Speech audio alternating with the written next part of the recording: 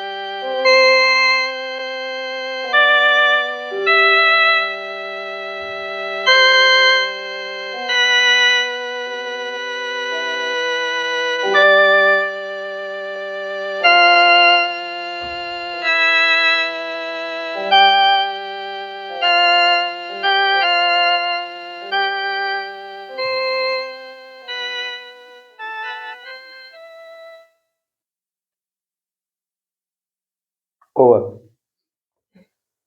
गोटे मिनिट आम माँ को नाम जप करिया।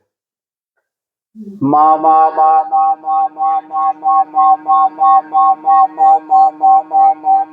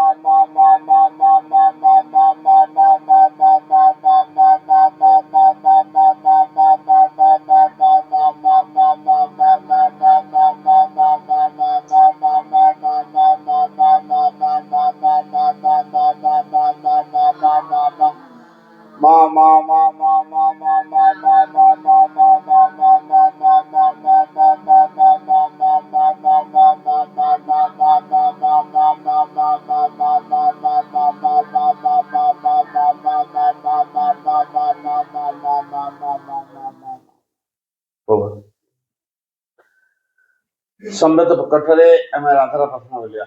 जो शिखित बोलिए जो ना नीरव रहे।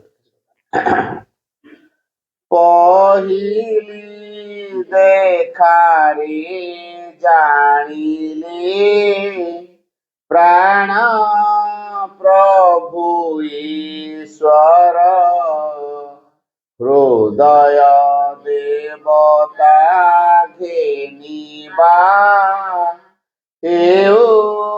अर्घ्य मोहर सबु मो भावना बेग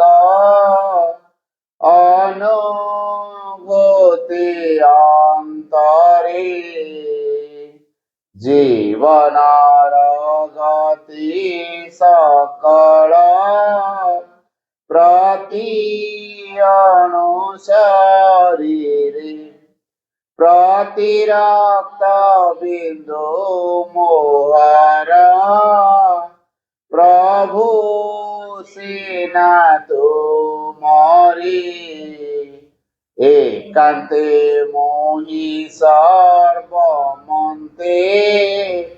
निश्चिते मो तुमरी मोर बोली किछि रखी ପୂରଣ ଯାହା ବାଛି ଦେବ ମୋ ପାଇଁ ଜୀବନ ବା ମରଣ ସୁଖ ଦୁଃଖ ଭୋଗ ବେଦନା ଯାହା ଆସୁ ମୋ ପାଶେ ତୁମ୍ଭ ଦାନ ବୋଲି ଆଦରେ ବରି ନେବି ହରଷେ ଗୋଟି ଗୋଟି ତୁମ୍ଭ ଦାନ ମୋ ଠାରେ ଦିବ୍ୟ ସମ୍ପଦ ବୋହି ଆଣିବେ ମୋ ସମୀପେ ଅପରୂପ ଆନନ୍ଦ। করুণাময় মা পরম প্রভু শ্রী অরবিন্দ। দুর্গা স্তোত্র। মাতঃ দুর্গে সিংহবাহিনী সর্বশক্তি দায়িনী ମାତଃ ଶିବପ୍ରିୟେ ତୋର ସତ୍ୟଂ ସଜାତ ଆମ୍ଭେମାନେ ଭାରତବର୍ଷର ଯୁବକଗଣ ତୋର ମନ୍ଦିରରେ ଆସୀନ ପ୍ରାର୍ଥନା କରୁଛୁ। ଶୁଣ ମାତଃ ଏହି ଭାରତବର୍ଷେ ପ୍ରକାଶ ହୁଅ।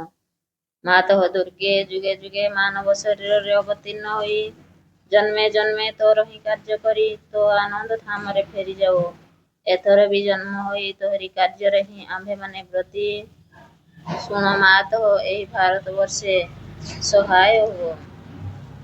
ମାତଃ ଦୁର୍ଗେ ସିଂହବାହିନୀ ତ୍ରିଶୂଳଧାରିଣୀ ବର୍ମ ଆବୃତ ସୁନ୍ଦର ଶରୀରେ ମାତଃ ଜୟଦାୟିନୀ ତୋ ପ୍ରତୀକ୍ଷାରେ ଭାରତ ରହିଅଛି। ତୋର ସେହି ମଙ୍ଗଳମୟ ମୂର୍ତ୍ତି ଦେଖିବାକୁ ଉତ୍ସୁକ। ଶୁଣ ମାତଃ ଏହି ଭାରତବର୍ଷେ ଆବିର୍ଭୂତ ହୁଅ ପ୍ରକାଶ ହୁଅ। ମାତଃ ଦୁର୍ଗେ ବଳଦାୟିନୀ ପ୍ରେମଦାୟିନୀ ଜ୍ଞାନଦାୟିନୀ ଶକ୍ତି ସ୍ୱରୂପିଣୀ ଭୀମେ ସୌମ୍ୟ ରୁଦ୍ର ରୂପିଣୀ ଜୀବନ ସଂଗ୍ରାମେ ଭାରତ ସଂଗ୍ରାମେ ତୋର ପ୍ରେରିତ ଯୋଦ୍ଧା ଆମ୍ଭେମାନେ ଦିଅ ମା ପ୍ରାଣେ ମନେ ଅସୁରର ଶକ୍ତି ଅସୁରର ଉଦ୍ୟମ ଦିଅ ମା ହୃଦୟରେ ବୁଦ୍ଧିରେ ଦେବ ଚରିତ୍ର ଦେବ ଜ୍ଞାନ। ମାତଃ ଦୁର୍ଗେ ଜଗତ ଶ୍ରେଷ୍ଠ ଭାରତ ଜାତି ନିବିଡ଼ ତିମିରରେ ଆଚ୍ଛନ୍ନ ଥିଲା। ତୁ ହିଁ ମାତଃ ଗଗନ ପ୍ରାନ୍ତରେ ଅଳ୍ପ ଅଳ୍ପ ଉଦୟ ହେଉଛୁ। ତୋର ସ୍ୱର୍ଗୀୟ ଶରୀର ତିମିର ବିନାଶିନୀ ଆଭାର ଉଷାର ପ୍ରକାଶ ହେଲା। ଆଲୋକ ବିସ୍ତାର କର ମାତଃ ତିମିର ବିନାଶ କର। ମାତଃ ଦୁର୍ଗେ ଶ୍ୟାମଳା ସର୍ବ ସୌନ୍ଦର୍ଯ୍ୟ ଅଳଙ୍କୃତା ଜ୍ଞାନ ପ୍ରେମ ଶକ୍ତିର ଆଧାର ଭାରତ ଭୂମି ତୋର ବିଭୂତି ଆଜି ପର୍ଯ୍ୟନ୍ତ ଶକ୍ତି ସଂହରଣରେ ଆତ୍ମଗୋପନ କରିଥିଲା। ଆଗତ ସେହି ଯୁଗ ଆଗତ ସେହି ଦିନ ଯେତେବେଳେ ସମଗ୍ର ବିଶ୍ୱର ଭାର ସ୍କନ୍ଧରେ ବହନ କରି ଭାରତ ଜନନୀ ଉଠୁଅଛି। ଆସ ମାତଃ ପ୍ରକାଶ ହୁଅ। ମାତଃ ଦୁର୍ଗେ ତୋର ସନ୍ତାନ ଆମ୍ଭେମାନେ ତୋ ପ୍ରସାଦରେ ତୋ ପ୍ରଭାବରେ ମହତ୍ କାର୍ଯ୍ୟ ମହତ୍ ଭାବର ଉପଯୁକ୍ତ ହଉ। ହେ ମାତଃ ବିନାଶ କର କ୍ଷୁଦ୍ରତା ବିନାଶ କର ସ୍ୱାର୍ଥ ବିନାଶ କର ଭୟ।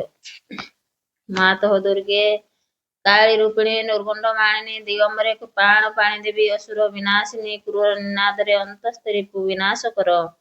ଗୋଟିଏ ବି ଯେପରି ଆମ୍ଭମାନଙ୍କ ମଧ୍ୟରେ ଜୀବିତ ରହି ନପାରେ ବିମଳ ନିର୍ମଳ ଯେପରି ହେଉ ଏହି ପ୍ରାର୍ଥନା ମାତଃ ପ୍ରକାଶ ହୁଅ।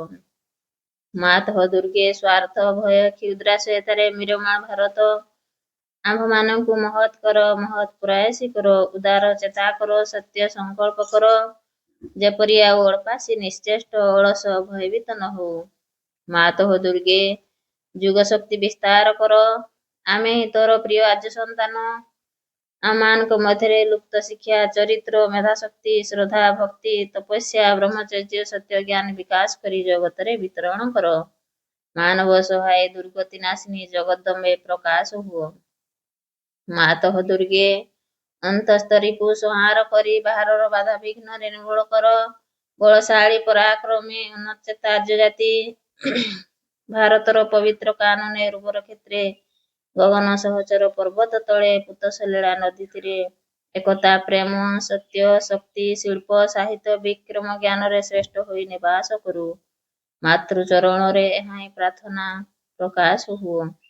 ମାତଃ ଦୁର୍ଗେ ଆମ୍ଭମାନଙ୍କ ମଧ୍ୟରେ ଯୁଗ ବଳରେ ପ୍ରବେଶ କର ଆମ୍ଭେମାନେ ହୋଇଠୁ ତୋର ଯନ୍ତ୍ର ଅଶୁଭ ବିନାଶୀ ତରବାରୀ ଅଜ୍ଞାନ ତିମିର ବିନାଶୀ ପ୍ରଦୀପ ଭାରତର ଯୁବକଗଣଙ୍କର ଏହି ବାସନା ପୂର୍ଣ୍ଣ କର ଯନ୍ତ୍ରୀ ଓ ଯନ୍ତ୍ର ଚଳାଅ ଅଶୁଭ ହନ୍ତ୍ରୀ ହୋଇ ତରବାରୀ ଘୁରାଅ। ଜ୍ଞାନ ଦୀପ୍ତି ପ୍ରକାଶିନୀ ହୋଇ ପ୍ରଦୀପଧର ପ୍ରକାଶ ହୁଅ। ମାଧବ ଦୁର୍ଗେ ତୋତେ ପାଇଲେ ଆଉ ବିସର୍ଜନ କରିବୁ ନାହିଁ। ଶ୍ରଦ୍ଧା ଭକ୍ତି ପ୍ରେମ ଡୋରରେ ବାନ୍ଧି ରଖିବୁ। ଆସ ମାଧବ ଆମମାନଙ୍କ ମନ ପ୍ରାଣ ଶରୀରରେ ପ୍ରକାଶ ହୁଅ। ବୀରମାର୍ଗ ପ୍ରଦର୍ଶିନୀ ଆସ, ଆଉ ବିସର୍ଜନ କରିବୁ ନାହିଁ। ଆମମାନଙ୍କ ସମଗ୍ର ଜୀବନ ହେଉ ନିରବଚ୍ଛିନ୍ନ ଦୁର୍ଗା ପୂଜା। ଆମମାନଙ୍କ ସକଳ କାର୍ଯ୍ୟ ଅବିରତ ପବିତ୍ର ପ୍ରେମମୟ ଶକ୍ତିମୟ ମାତୃସେବା ବ୍ରତ ହେଉ। ଏହା ହିଁ ପ୍ରାର୍ଥନା ମାଧବ ଭାରତରେ ଆବିର୍ଭୂତ ହୁଅ, ପ୍ରକାଶ ହୁଅ।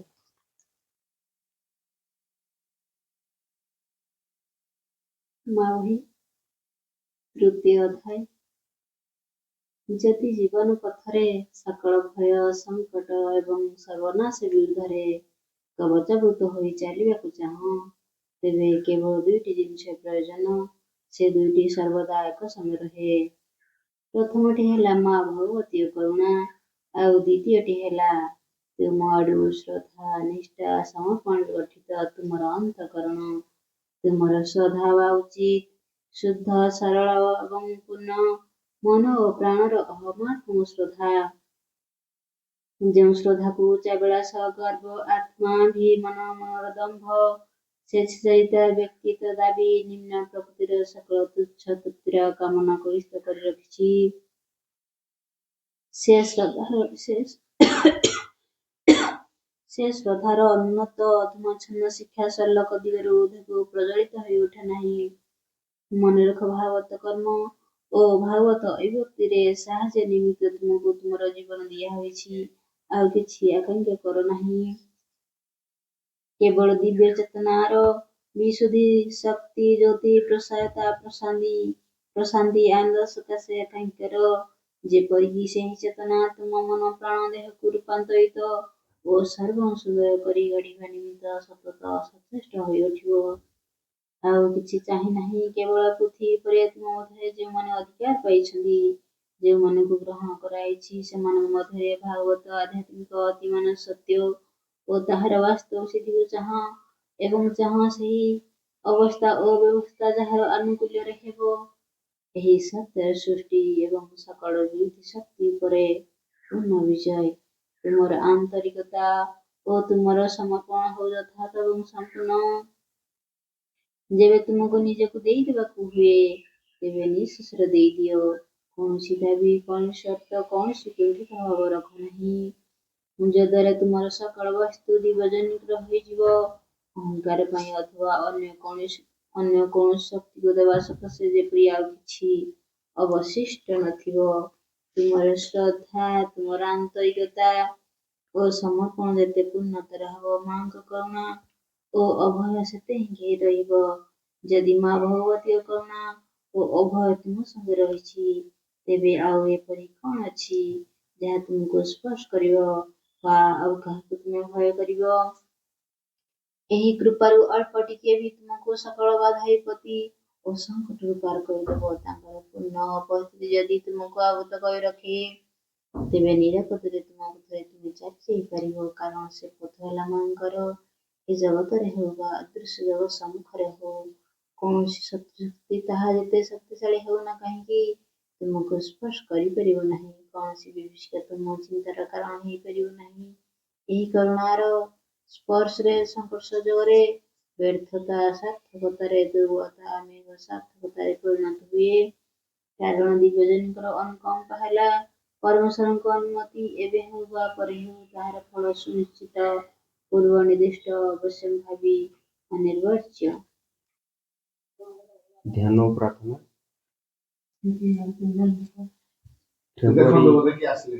ଫେବୃଆରୀ 27, 1914। ହେ ଭଗବାନ, ତୋ ନିକଟରେ ଯେଉଁମାନଙ୍କ ଜୀବନ ସମ୍ପୂର୍ଣ୍ଣ ରୂପେ ନିବେଦିତ, ସେମାନେ ଯେଉଁ ଅନନ୍ତ ସୁଖ ଭୋଗ କରନ୍ତି, ତାହାର ଆସ୍ୱାଦ ମୁଁ ପୂର୍ବରୁ ପାଇଛି। ଏହା କୌଣସି ବାହ୍ୟ ପରିସ୍ଥିତି ଉପରେ ନିର୍ଭର କରେ ନାହିଁ। ଏହା ନିର୍ଭର କରେ ସତ୍ତାର ନିଜ ଅବସ୍ଥା ଉପରେ। ତାର ନିନାଧିକ ଜ୍ଞାନ ବିକାଶ ଉପରେ ତ ଦୀପ୍ତ ବିଧାନ ନିକଟରେ ପୂର୍ଣ୍ଣ ଉତ୍ସର୍ଗ ବାହ୍ୟ ଅବସ୍ଥା ଓ ଘଟଣାବଳୀ ମଧ୍ୟରେ ପରିବର୍ତ୍ତନ ଅବଶ୍ୟ ହିଁ ଆଣେ। କିନ୍ତୁ ଏହାର ଅର୍ଥ ନୁହେଁ ଯେ ସେଇ ଅବସ୍ଥା ରାଶି ହିଁ ପୂର୍ଣ୍ଣ ଉତ୍ସର୍ଗକୁ ନେଇ ଆସେ ବା ତାହାକୁ ପ୍ରକାଶ କରେ। ମୁଁ କହିବାକୁ ଚାହେଁ ବିଶେଷ କୌଣସି ଅବସ୍ଥା ମଧ୍ୟରେ ଯେ ତୋର ଦିବ୍ୟ ବିଧାନ ପ୍ରକାଶ ପାଏ ତାହା ନୁହେଁ, ସେ ଅବସ୍ଥା সকଳଙ୍କ ପକ୍ଷେ ସମାନ। ପ୍ରତ୍ୟେକଙ୍କ ପାଇଁ ଏହି ପ୍ରକାଶ ପୃଥକ୍, ପ୍ରତ୍ୟେକର ପ୍ରବୃତ୍ତି ଅନୁସାରେ, ଅର୍ଥାତ୍ ସ୍ଥୂଳ ଜୀବନରେ ସେହି ସମୟ ପାଇଁ ତା ଉପରେ ଯେଉଁ କର୍ମଭାର ନ୍ୟସ୍ତ ଥାଏ ତାର ପ୍ରୟୋଜନ ଅନୁସାରେ, କିନ୍ତୁ ଯାହା ଅପରିବର୍ତ୍ତନୀୟ ଓ ସର୍ବବ୍ୟାପୀ ତାହା ହେଲା ସେଇ ପ୍ରସନ୍ନ ଶାନ୍ତି, ସେହି ଜ୍ୟୋତିର୍ମୟ ଅକ୍ଷୟ ଅନାବିଳ ସ୍ଥିରତା ଯାହାକୁ କେବଳ ସେଇମାନେ ହିଁ ଲାଭ କରନ୍ତି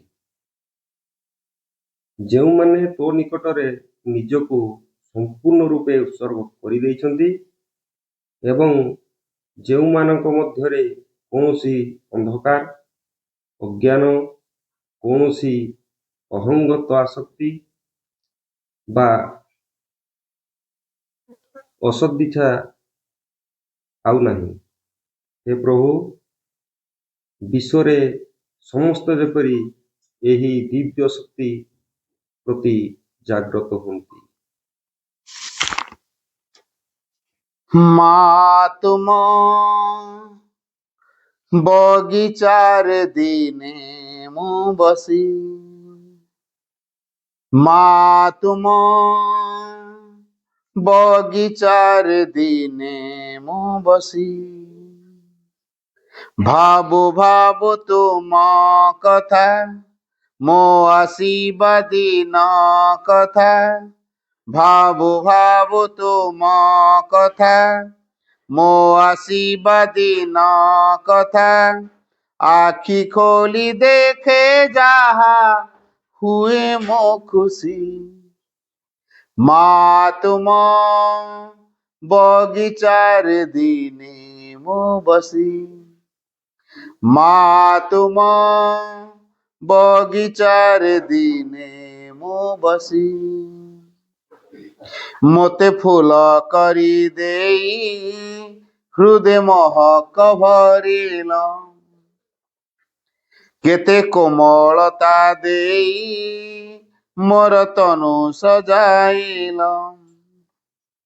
ମୋତେ ଫୁଲ କରି ଦେଇ ହୃଦୟ ମହକ ଭରିଲ, କେତେ କୋମଳତା ଦେଇ ମୋର ତନୁ ସଜାଇଲ, ଓଠର ପାଖୁଡ଼ା ମୋର ଉଠଇ ଧରି ତୁମ ସୁରଭିତ ପବନର ଦିଗକୁ ବାରି, ମା ତୁମ ଆକାଶକୁ ଚାହିଁ ମୋ ନୀତି, ମା ତୁମ ଆକାଶକୁ ଚାହିଁ ମୋ ନୀତି, ମନର ଜଡ଼ତା ଡେଇଁ ପାରେ ନା ମୁଁ ତାକୁ ଛୁଇଁ, ମନର ଜଡ଼ତା ଡେଇଁ ପାରେ ନା ମୁଁ ତାକୁ ଛୁଇଁ, ମୋତେ ସେ ଡାକଇ କିନ୍ତୁ ଦିବସ ନିଶି, ମା ତୁମ ବଗିଚାରେ ଦିନେ ମୁଁ ବସି, ମା ତୁମ ବଗିଚାରେ ଦିନେ ମୁଁ ବସି, ଭାବୁ ଭାବୁ ତୁମ କଥା, ମୋ ଆସିବା ଦିନ କଥା, ଭାବୁ ଭାବୁ ତୁମ କଥା, ମୋ ଆସିବା ଦିନ କଥା। ଆଖି ଖୋଲି ଦେଖେ ଯାହା ହୁଏ ମୋ ଖୁସି। ମା ତୁମ ବଗିଚାରେ ଦିନେ ମୁଁ ବସି।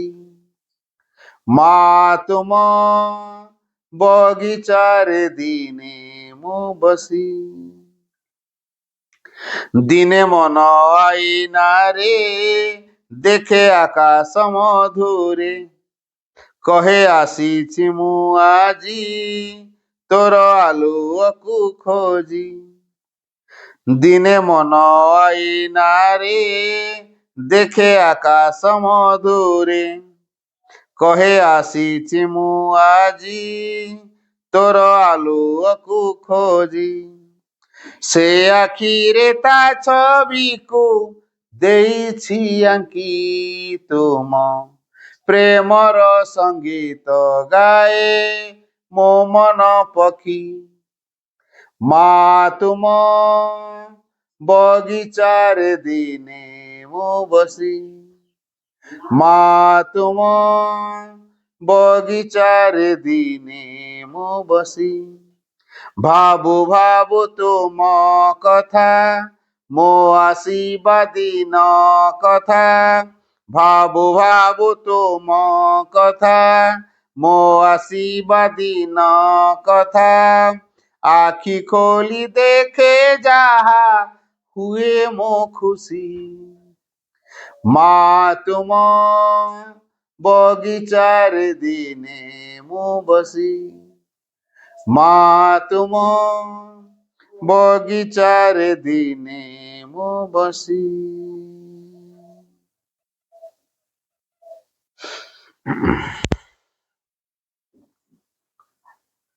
ପ୍ରଣାମ are the lotus feet of the divine mother. କରୁଣାମୟୀ ମା ପରମ ପ୍ରଭୁ ଶ୍ରୀ ଅରବିନ୍ଦ, ଉପସ୍ଥିତ ସମସ୍ତ ମାତୃସନ୍ତାନ, ସାମ୍ନାରେ ଆମେ ମା ଏବଂ ଶ୍ରୀ ଅରବିନ୍ଦଙ୍କର ଫଟୋ ଦେଖୁଛୁ। ଆଉ ଏଇ ମାସଟା ହଉଛି ମାଙ୍କର ଜନ୍ମ ମାସ। ଏଇ ଫେବୃଆରୀ ମାସଟା ହଉଛି ମାଙ୍କର ଜନ୍ମ ମାସ। ଫେବୃଆରୀ 21 ତାରିଖରେ ମା ଜନ୍ମ ହେଇଥିଲେ। ତେବେ ଏଇ ମା କିଏ, କଣ ପାଇଁ ସଂସାରକୁ ଆସିଛନ୍ତି, କଣ ପାଇଁ ମାନବ ଶରୀର ଗ୍ରହଣ କରିଛନ୍ତି, ଆଉ ମା କେମିତି କାମ କରୁଛନ୍ତି, ମୁଁ ସେଇ କଥା ଆଜି କହିବି ହେଲା। ଆଜି ପର୍ଯ୍ୟନ୍ତ ଆମେ ମାନେ ଅନେକ ଦେବାଦେବୀଙ୍କୁ ମାନିଛୁ ମା ବୋଲି। ତାରିଣୀଙ୍କୁ କଣ ମା ମାନିନ? ମଙ୍ଗଳାଙ୍କୁ କଣ ମା ମାନିନ? ସରସ୍ୱତୀଙ୍କୁ କଣ ମା ବୋଲି ମାନିନ? ଦୁର୍ଗାଙ୍କୁ କଣ ମା ବୋଲି ମାନିନ? କାଳୀଙ୍କୁ କଣ ମା ବୋଲି ମାନିନ? ଲକ୍ଷ୍ମୀଙ୍କୁ କଣ ମା ବୋଲି ମାନିନ? ଗୁରୁବାରିଆ ପୁଣି ସୁଦଶା ବ୍ରତ କରୁଛୁ କେମିତି? କଣ ସେଦିନ? ଲକ୍ଷ୍ମୀ ବ୍ରତ ନା ଆଉ ହେଲା। ତେଣୁ ଏଇ ଯୋଉ ଭାବନା ଯେ ମା ଲକ୍ଷ୍ମୀ ରୂପରେ, କାଳୀ ରୂପରେ, ଦୁର୍ଗା ରୂପରେ, ସରସ୍ୱତୀ ରୂପରେ, ମଙ୍ଗଳା ରୂପରେ, ତାରିଣୀ ରୂପରେ, ଗୋଜବାୟାଣୀ ରୂପରେ, ଆଉ କଣ କଣ ଥିବେ, କେତେ କେତେ ନାଁରେ ସବୁ ମାଙ୍କୁ ଆରାଧନା କରିଛନ୍ତି।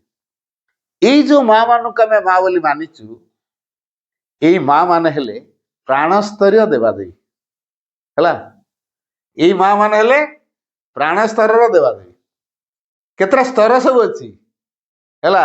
ଆମେ ଗୋଟେ ପୃଥିବୀରେ ରହୁଛେ, ଏଇଟା ହେଲା ଭୌତିକ ସ୍ତର। ତାର ଉର୍ଦ୍ଧ୍ୱରେ ଅଛି ପ୍ରାଣ ସ୍ତର, ତାର ଉର୍ଦ୍ଧ୍ୱରେ ଅଛି ମନର ସ୍ତର, ତାପରେ ଯିଏ ଅଛନ୍ତି ସେ ହେଲା ଅତି ମାନସ ସ୍ତର, ସେ ହେଲେ ସଚ୍ଚିଦାନନ୍ଦର ସ୍ତର। ତାପରେ ତେଣୁ ଏଇ ପ୍ରାଣ ସ୍ତରରେ ଅନେକ ଦେବାଦେବୀ ଅଛନ୍ତି। ସେମାନେ ସେ ଉର୍ଦ୍ଧ୍ୱରୁ ଥାଇ, ପ୍ରାଣ ଜଗତରୁ ଥାଇ ତାଙ୍କର ପ୍ରଭାବକୁ ଏ ଭୌତିକ ସ୍ତରରେ କ୍ରିୟାଶୀଳ କରନ୍ତି। ପ୍ରକୃତରେ ସେମାନେ ଆମ ପାଇଁ କିଛି କରନ୍ତି ନାହିଁ, କେବଳ ଲୋକେ ତାଙ୍କୁ ମାନନ୍ତି, ଖଟୁଲିରେ ବସାନ୍ତି, ଫୁଲ ଧୂପ ଦିଅନ୍ତି, ଘଣ୍ଟା ବାଡ଼ାନ୍ତି, ଚନ୍ଦନ ସିନ୍ଦୁର ଦିଅନ୍ତି, ଶଙ୍ଖ ଫୁଙ୍କନ୍ତି, ତାଙ୍କର ଜୟଗାନ କରନ୍ତି। ଗୁଡ଼ାଏ ଲୋକ ହୋ ହଲା ହେଇ ତାଙ୍କର ଜୟଗାନ କରିବେ, ସେଇଥିରେ ସେ ଖୁସି ହେଇଯାଆନ୍ତି। ଦିଅନ୍ତି ନାହିଁ କିଛି। ଗୋଟେ କଥା ଆମେ ନିଶ୍ଚିତ ହବା, ଏଇ ମା ଆମକୁ ଯୋଉ ଆମେ ପୂଜା କରୁଛେ ପ୍ରାଣସ୍ତରୀୟ ଦେବାଦେବୀ ମାନଙ୍କୁ, ଏମାନେ ଆମକୁ କିଛି ଦିଅନ୍ତି ନାହିଁ। ଯଦି ଦଉଥାନ୍ତେ, ମଣିଷ କେତେ କେତେ ମାନସିକ କରୁଛି ନା ନାହିଁ? କରୁଛି।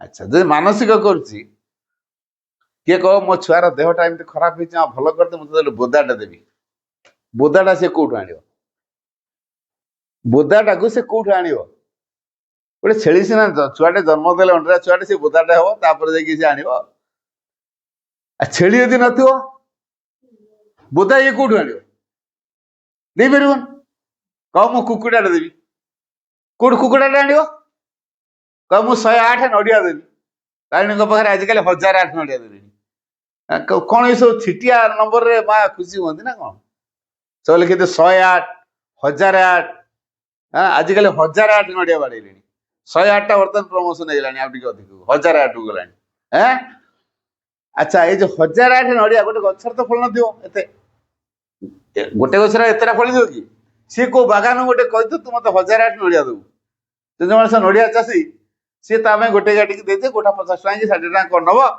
देला ताले ये जो 108 नड़िया देदेले कौन आम ग्रह खंडन हो आम दुख दूर हो आम प्रकृति बदली जो आम गुण बदली जो घरे आ कलिगजा हेनी आम भर राग आसोनी आम भर लोभ आसोनी आम भर अहंकार आसोनी आम भर स्वार्थ आम घर घर कली हेनी मानसिक करिकी मानसिक पूरण कला परे भी तापर आम घरे कली होउची ना नहीं होउची कलिगजा होउची मारधर होउची जुक्तितर्क होउची सासु बोर लागुचंती भाई भाई लागुचंती बाप पुअर लागुचंती भाई भौणी लागुचंती भौणी कहूँ बाहली कौन मो बाघ मु छाड़ी आजिकल सरकार नियम कला भागवान कर नल मुझे तुम कौन बिक्री टिक्री ना कंप्लेन देदेवी तुम बिक्री कर जगह भौणी आसिक डिमांड कला भौणी दाबी कर संपत्ति बाप संपत्ति भाग नापी बुझी आजिकल दुनिया सब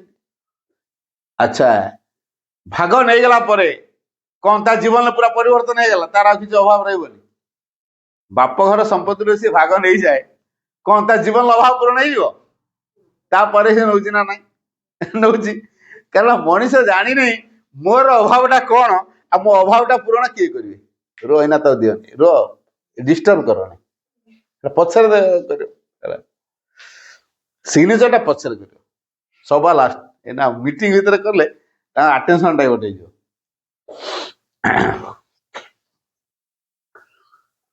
तेणु मनीषर प्रकृत अभाव कौन आई अभावटा पूरण केमिति हम से कथा से जानी है अच्छा मुझे पर्यंत सांबटे होती जहाँ देह लगे कुंडे ना ना धर मु गोटे सांबा मुझे जनक देह लगे कुंडे हम ना ना सांबा मुझे पर्यंत होती कुंडे होती जहाँ लगे कुंडे है जदि प्रजापति हो छपी छुका छुआ जा धरवे मु लुहाटे जेपर्यंत होती मत कलंकी लगे कि लुहार जो स्टील बनीजी आ मत कलंकी लगे लुहा कलंकी लगे ना स्टील कलंकी लगे लुहाटा कलंकी लगे तेणु मु लुहा जेपर्यंत होती से पर्यंत कलंकी लगे किंतु लुहार जो स्टील बनीजी आउ कलंकी लगे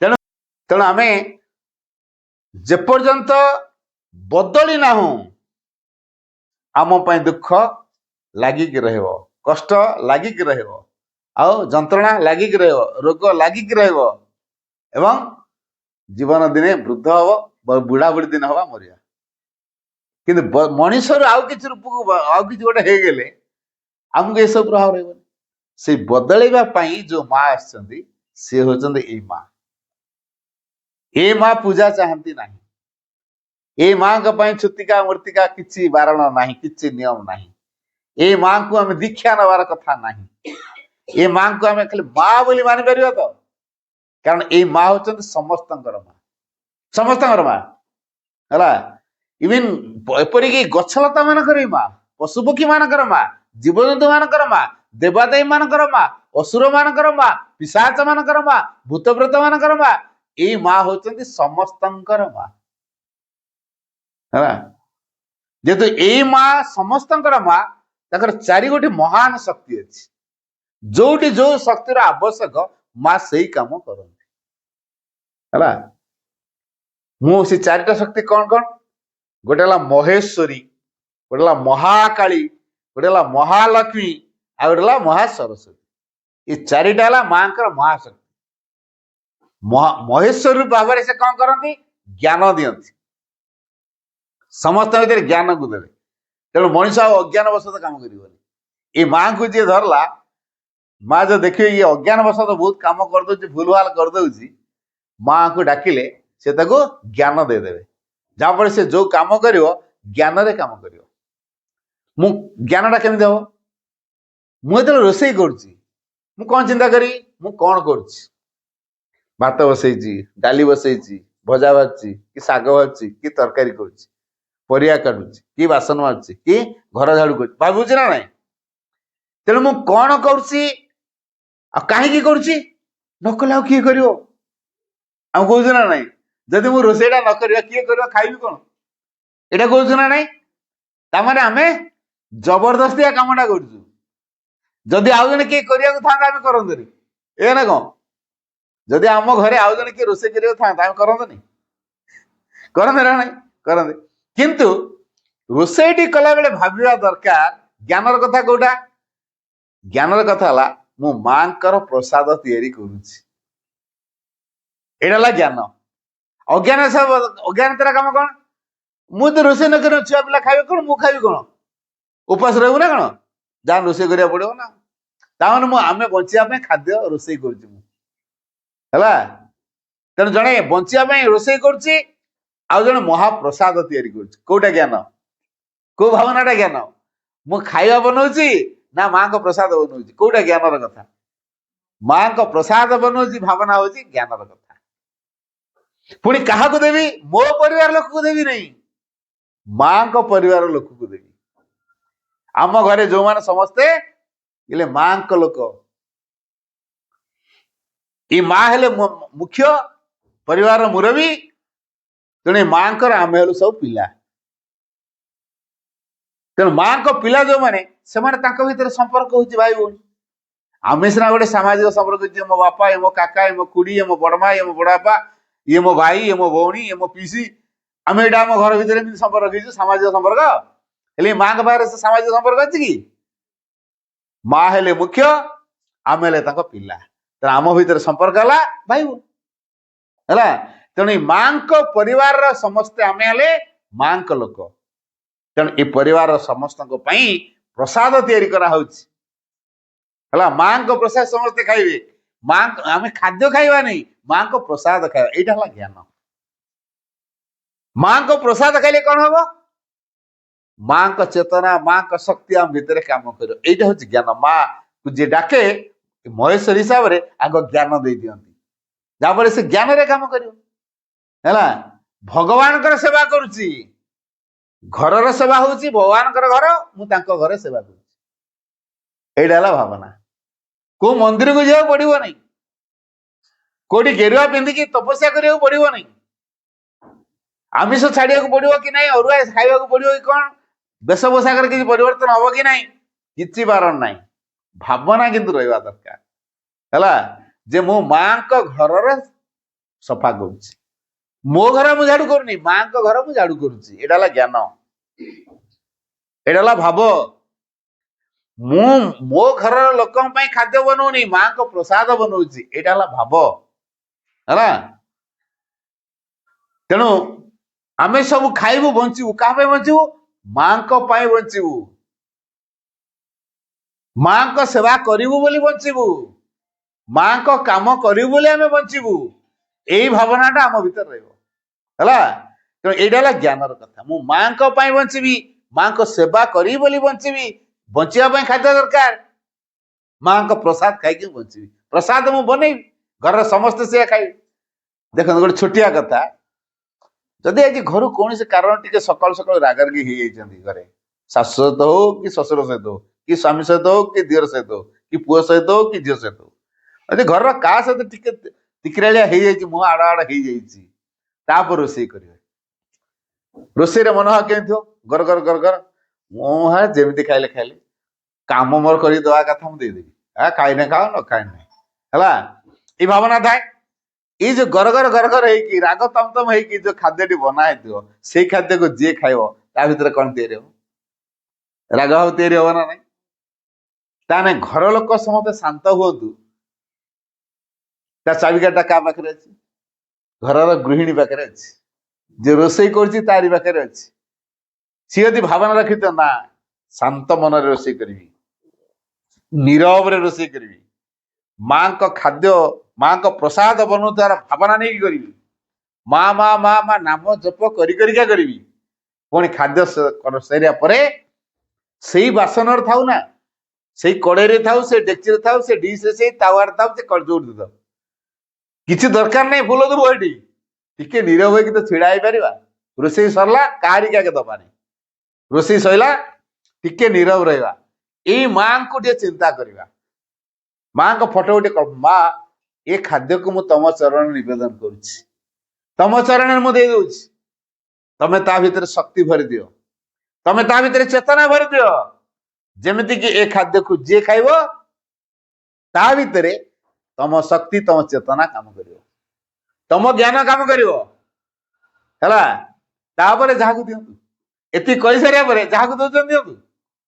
ତାପରେ ଦେଖିବେ ଯୋଉ ଲୋକ ଧୀରେ ଧୀରେ ଧୀରେ ଧୀରେ ସେ ଖାଦ୍ୟ ଖାଉଛି, ତା ଭିତର ଭାବ ବଦଳିଯିବ, ସେ ଆଉ ରାଗିପାରିବ ନାହିଁ, ସେ ମାଙ୍କ ପ୍ରଭାବରେ ଶାନ୍ତ ହେଇଯିବ। ତେଣୁ ଘର ଲୋକଙ୍କୁ ଶାନ୍ତ କରିବା ପାଇଁ ଏଇଟା ହଉଛି ଗୋଟେ ବାଟ। ଆଉ ତାଙ୍କ ସହିତ ମୁହାଁମୁହିଁ ହେବେ, ଜଣେ ଝଗଡା କରିବେ, ଦି ଜଣ ଭିତରେ ଫାଇଟିଂ ହେଇଯିବ, ହେଲା। ଦୁର୍ଗା ମହିଷାସୁର ଲଢେଇ କଲା ଭଳିଆ, ହେଲା, ପୁରା ଘର ଭିତରେ ପୁରା ମହିଷାସୁର ସେକୁ ଆପଣ ଦୁର୍ଗା ହେଇଯାଇଥିବେ, ବାସ୍ ଚାଲିବ ଲଢେଇ ଆଉ, ଏଭଳିଆ ହବ ପରିସ୍ଥିତି, ବୁଝିହଉଛି। ତେଣୁ ଘର ଭିତରେ କୌଣସି ପରିସ୍ଥିତିରେ ଝଗଡାକୁ ସୁଯୋଗ ଦେବେନି। କାହିଁକି ଜାଣିଛନ୍ତି? ଯୋଉଠି ଝଗଡା ହୁଏ ସେଠି ବିରୋଧୀ ଶକ୍ତି ମାନେ କାମ କରନ୍ତି, ବିରୋଧୀ ଶକ୍ତି ମାନେ ପ୍ରବେଶ କରିଯାଆନ୍ତି। ଯିଏ ଟିକେ କଳିହୁଡି ଭାବ ରଖିବ, ବିରୋଧୀ ଶକ୍ତି ତାକୁ ମାଧ୍ୟ କରେ, ଯାହା ହଉ ଇଏ ଆମ ପଟିଆ ଲୋକ, ଇଏ ଆମ ସମର୍ଥକ, ତାକୁ ମାଧ୍ୟମ କରି ସେ ନାଟ ଲଗେଇଦେବେ, ହେଲା। ଖାଲି ଅନ୍ୟର ଦୋଷ ଗୁଡାକୁ ଦେଖେଇବେ, ଇଏ ଦେଖ ୟାର ଭୁଲ, ୟାର ଏଇଟା, ଆରେ ଭଲଟା କଣ ଟିକେ ଦେଖେ। ଭଲ ଦେଖେଇଦବ ମାନେ ବିରୋଧୀ ଶକ୍ତି ଖାଲି ଭୁଲଟା ହିଁ ଦେଖେଇଦବ। ତାପରେ ଖାଲି ତ ମତେ ସମସ୍ତେ ଖାଲି ଭୁଲ ଦେଖାହେଲେ, ସମସ୍ତେ ଖରାପ ଦେଖାହେଲେ, ଭଲ କଣ କେହି ନାହାନ୍ତି ଘରେ? ଜଣେ ଲୋକ ଭିତରେ କଣ ଆଦୌ ଭଲ ନାହିଁ, ଖାଲି ଖରାପ ଗୁଡାକ ଅଛି? ତାହେଲେ ଆମେ କାହିଁକି ଭଲଟାକୁ ଦେଖିପାରୁନୁ, ଖାଲି ଖରାପଟା ଦେଖୁଛୁ? ତାର କାରଣ ହଉଛି ଆମ ଭିତର ଭାବନା, ଆମ ଭିତର ଚେତନା ସେ ପ୍ରକାର ଗୋଳମାଳ ହେଇଯାଇଛି, ତାକୁ ଶୁଦ୍ଧିକରଣ କରିବାକୁ ପଡିବ। ଏ ମାଙ୍କୁ ଡାକି ଡାକା ଆମ ଚେତନାକୁ ଶୁଦ୍ଧ କରିବା। ତେଣୁ ଏଇଥିପାଇଁ ଆମର ଏ ମା ଦରକାର, ସଂସାରକୁ ସେଇଥିପାଇଁ ବଦଳେଇବାକୁ ଆସିଛନ୍ତି। ତମେ ଆଗରୁ ବହୁତ ମନ୍ଦିର ଗଲ, ପୂଜା କଲ, ଗୁଣିଆ ଦେଖେଇଲ, ରାଉଳିଆ ଦେଖେଇଲ, ତାନ୍ତ୍ରିକକୁ ଦେଖେଇଲ, ପଣ୍ଡିତକୁ ଦେଖେଇଲ, ଜ୍ୟୋତିଷକୁ ଦେଖେଇଲ, ହେଲେ କଣ ହେଲା? ତମ ଗୁଣ ବଦଳିଲା ନାହିଁ, ଚରିତ୍ର ବଦଳିଲା ନାହିଁ, ସ୍ୱଭାବ ବଦଳିଲା ନାହିଁ, ପ୍ରକୃତି ବଦଳିଲା ନାହିଁ, ପୁଣି ଯୋଉ ପ୍ରକୃତି ସେଇ ପ୍ରକୃତି ରହିଲା। ତାହେଲେ କଣ ହବ ପରିସ୍ଥିତି? ରବରଟାକୁ ମୁଁ ଟାଣିଦେବି, ଲମ୍ବା ହେଇଯିବ ନା ନାଇଁ? ତାର ଗୋଟେ ମୁଣ୍ଡ ମୁଁ ଛାଡ଼ିଦେବି, କଣ ହବ? ଯୋଉ ଛୋଟିଆ ହେଇକି ଥିଲା ରବର, ସେ ଛୋଟିଆ ହେଇଯିବ, ପୁଣି ଟାଣିଦେଲେ ପୁଣି ଲମ୍ବିଯିବ। କଣ ଜଣେ ସବୁବେଳେ ଟାଣିବା ପାଇଁ ଥିବ ଲୋକ, ଲମ୍ବା କରିବା ପାଇଁ ଏ ଥିବ କି? ତେଣୁ ଆମେ କେମିତି ପ୍ରସାରତାର କ୍ଷେତ୍ରରେ ବ୍ୟାପ୍ତ ହବା, ଭଗବାନଙ୍କ ଭଳି ବିଶାଳ ହବା, ସେଇ କଥାଟି ଯାହା ଭିତରେ ତିଆରି ହଉଛି, ସିଏ ଏଇ ମାକୁ ଧରିବ। ଏଇ ମା ହେଲେ ସକଳଙ୍କର ଜନନୀ, ଗଛଲତା ମାନଙ୍କର ମଧ୍ୟ ଜନନୀ। କେତେଟା ଉଦାହରଣ ଦଉଛି। ମା ଗୋଟେ ଗଛ ପାଖରେ ଯାଇକି ଧ୍ୟାନ କରନ୍ତି, ହେଲା। ମା ଯୋଉଠି ରହୁଥିଲେ ସେ ପାଖରେ ଗୋଟେ ଗଛ ଅଛି, ବଡ ଗଛଟେ, ସେ ଅନେକ ଚଢେଇ ରହୁଥିଲେ, ଅନେକ ଜୀବଜନ୍ତୁ ରହୁଥିଲେ, ବିରାଟ ଗଛ, ଲୋକଙ୍କୁ ଛାଇ ଦଉଥିଲା, ଉପକୃତ ହଉଥିଲେ ଲୋକମାନେ। କିଛି ଲୋକ ଚିନ୍ତା କଲେ ଏଇ ଗଛଟା ଯୋଉ ପତ୍ର ଫତ୍ର ପଡିକି ଅସନା ହଉଛି, ଏ ଗଛଟା ବାଟ ପୁରା ରହିଛି, ଏଟା ତ ହାଣି କାଟିଦେଲେ ତାପରେ ଏଇଟା ବଢିଆ ଜାଗା ମିଳିଯାଆନ୍ତା। ଏହା ଚିନ୍ତା କରି କିଛି ଲୋକ ଚିନ୍ତା କଲେ ଗଛଟାକୁ କାଟିଦେବେ ବୋଲି। ଗଛ ମୂଳରେ ଯେହେତୁ ମା ରହୁଛନ୍ତି, ଗଛ ମଧ୍ୟ ମାଙ୍କୁ ଆଶ୍ରା ଦଉଛି, ଆଶ୍ରା ହେଇଛି ମାଙ୍କର। ତେଣୁ ସେ ଗଛ ମାଙ୍କୁ ଆସି କହିଲା, ମା ଜାଣିଛ ତମେ ଯୋଉ ମୋ ଗଛ ମୂଳରେ ବସୁଛ, ମୋ ମୂଳରେ ଧ୍ୟାନ କରୁଛ, କିଛି ଲୋକ ଚିନ୍ତା କରିଛନ୍ତି ମୋ ଡାଳ ଗୁଡା ସବୁ କାଟିଦେବେ ବୋଲି। କଣ ହେଲା? ତମେ ଚାହିଁଲେ ମା ମୁଁ ରକ୍ଷା ପାଇବି। ଆଚ୍ଛା, ଏତିକି ଯେତେବେଳେ ଗଛ ଯାଇକି ମାଙ୍କୁ କହିଲା, ତାପରେ ସତୁଗତ ଦେଖିଲେ ତା ପର୍ଯ୍ୟନ୍ତ କିଛି ଲୋକ ଟାଙ୍ଗିଆ ଧରିକି ଆସିଛନ୍ତି ଗଛ ଡାଳକୁ କାଟିବେ ବୋଲି। ମା କହିଲେ ରୁହ ରୁହ ରୁହ ରୁହ। କଣ ପାଇଁ ଟାଙ୍ଗିଆ ପତ୍ର ଧରିକି ଆସିଛ? ନା ଗଛକୁ କାଟିବୁ। ଦେଖିଆ ଗୋଟେ ଗଛଟେ ସୃଷ୍ଟି କଲ, ତମେ ଗୋଟେ ଗଛଟେ ସୃଷ୍ଟି କରିପାରିବନି ତ କାଟିବ କେମିତି? ତମକୁ କିଏ ଅଧିକାର ଦେଲା କି? ଆଗ ଗୋଟେ ଗଛ ସୃଷ୍ଟି କର, ତାପରେ ଗଛଟା କାଟିବ। ତମେ ଆମେ ପାରିବୁନି। ତମେ ଗଛଟାକୁ ସୃଷ୍ଟି କରିପାରୁନ, ତିଆରି କରିପାରୁନ, ଗଛଟା କାଟି ପାରୁଛ? ଗଛଟା କଣ ତମେ ତିଆରି କରିଥିଲ କାଟିବ? ଏ ଗଛ ତମର କଣ କ୍ଷତି କରୁଛି କୁହ? ନା ବହୁତ ବଡ ହେଇଗଲାଣି, ଆଉ ବାଟଟା ଅଫେର ହଉଛି, ତମେ ଟିକେ ନଈକି ଯିବ। ଯଦି ଡାଳ ବାହାରି ଆସିଲା ନଈକି ଯିବ। ତମେ ଯୋଉ ଏତେ ମୁହଁରେ ଅହଙ୍କାର ପୁରା ବଡ ହେଇଯାଇଛ, ଟିକେ ନଈ ଯାଉନ, ନଈକି ଚାଲି ଆସିକ। ସେଇଥିପାଇଁ ଆଗକାଳିଆ ଘର ସବୁ ଦୁଆର ବନ୍ଧା ଛୋଟିଆ ଥିଲା, ଜାଣିଛନ୍ତି ନା? କଣ ପାଇଁ? ଲୋକମାନେ ଗଲେ ଘରକୁ ନଈକି ଯିବେ। ଇଏ ଯୋଉ ଗର୍ବରେ ସବୁ ବଡ ଏମିତି ମୁଣ୍ଡକୁ ଟେକିକି ଯାଉଛନ୍ତି, ହେଲା, ମାନେ ମୁଣ୍ଡକୁ ଢାହା କରିବ, ହେଲା ନା ଘରଟା ନିଆଣିଆ କରିଦେ ଗଳିକି ଯାଅ, ହେଲା। ନଈକି ଯିବା ପାଇଁ ଆଗରୁ ଘର ସବୁ ଦୁଆର ବନ୍ଧ ସବୁ ନିଆଣିଆ ଥିଲା, ହେଲା, କେବଳ ନଈକି ଯିବା ପାଇଁ। ଛୋଟିଆ ଛୋଟିଆ ଘର ସବୁ କରାହଉଥିଲା ନଈକି ଯିବା ପାଇଁ। ନଈବା ଶିଖିବା ଦରକାର, ହେଲା। ତେଣୁ ମା ଯେତେବେଳେ ଏଇଭଳିଆ ସବୁ କଥା କହିଲେ, ଗଛଟେ ତିଆରି କରିପାରୁନ, ଗଛଟା କାଟିଦବ? କଣ କ୍ଷତି କରୁଛି କୁହ? ବର୍ଷା କରଉଛି, ଅନେକଙ୍କୁ ଆଶ୍ରା ଦେଇଛି, ପତ୍ର ଛାଇ ଦଉଛି, ପୁଣି ପତ୍ର ଯୋଉ ପଡୁଛି ତଳେ ସେ ମାଟିକୁ ଉର୍ବରତା କରଉଛି। କ୍ଷତି ତମର କଣ କରେଇଲା? ତାପରେ ତମେ କାଟିଦବ କହୁଛ? ନାଇଁ, ଏ ମୂର୍ଖାମୀ ବୁଦ୍ଧି ବନ୍ଦ କର। ତାପରେ ଲୋକ ଦୂରେଇ ଗଲେ, ଆଉ କାଟିଲେନି, ରକ୍ଷା ପାଇଗଲା। ମା ଯେତେବେଳେ ଜାପାନକୁ ଆସିଲେ 1916 ରୁ 1920, ଏ 4 ବର୍ଷ ଜାପାନରେ ରହିଲେ। ସେଠି ତାଙ୍କର ଗୋଟେ ବଗିଚା ଥିଲା, ହେଲା। ଯୋଉ ବଗିଚା ଥିଲା, ମା ବଗିଚାର ପ୍ରତ୍ୟେକ ଗଛ ସହିତ ସମ୍ପର୍କ ଥିଲା, ପ୍ରତ୍ୟେକ ଗଛ ସହିତ।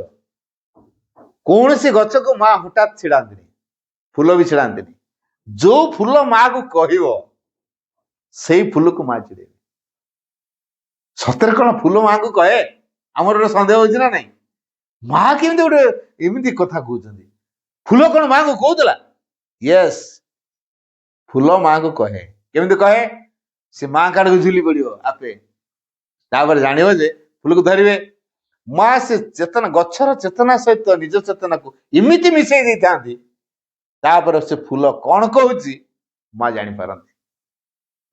ଯୋଉ ଫୁଲ ମା କାଡକୁ ପୁରା ଆଉଜି ଆସିଲାଣି, ସେ କହୁଛି ଯେ ମା ମୁଁ ପରିପକ୍ୱ ହେଇଗଲିଣି, ତମ ସେବାରେ ଲାଗିବି, ମତେ ତମେ ନିଅ। ସେଇ ଫୁଲକୁ ମା ଛିଡେଇବେ।